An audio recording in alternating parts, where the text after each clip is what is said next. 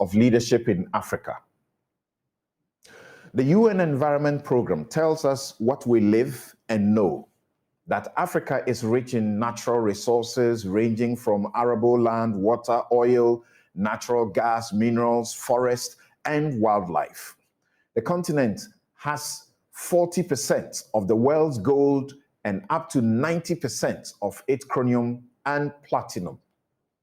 The largest reserves of cobalt, diamonds, platinum, and uranium in the world are in Africa, with 65% of the world's arable land.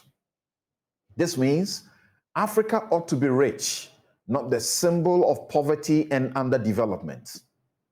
It must feed the world and never be faced with hunger and starvation because Russia is at war with Ukraine. Ghana's economy must not collapse because of bombs thrown in countries millions of miles away. The little of the wealth that is exploited is stolen and taken abroad. Africa's leaders grow richer while their citizens seek greener pastures abroad or die starving. They go abroad cap in hand, borrow so much, and in Ghana, $3 billion is unaccounted for each year. Africa's youth, with a chance to get an education in Europe and China, are helping build their economies. Ghana does not produce even 1% of the millions of tons of poultry it consumes. The Africa Union's Agenda 2063 and the similar ones before this don't reflect beyond the paper they write these goals on. Mo Ibrahim reports that in 2017, 53% of surveyed members of extremist groups in Africa were between 17 and 26 years old when they joined, and the offer of employment was the most frequently cited incentive at the time of recruitment. In 2015, 86% of all African educated physicians working in the US were trained in Egypt, Ghana, Nigeria, and South Africa. 1 in 10 doctors working in the UK comes from Africa. In that year, 2015, doing a documentary for the BBC, I found, shockingly, that Ghanaian doctors in New York alone outnumbered the total number of doctors in Ghana. More than 60% of Africa's population is unenergetic youth whose leaders have spent decades, generations, promising them heaven and delivering them hell. Will Ghana spend money on the 6th of March to celebrate independence, or the fact that it is still independence? Instead of thinking of an agricultural revolution, for example, and jobs, we are busily building a cathedral on the foundation of lies at a time when the government says it cannot pay you your debt because it is broke. Some clergy who have lost their faith have joined politicians to lie that the state was not spending on rental accommodation and new buildings to relocate judges.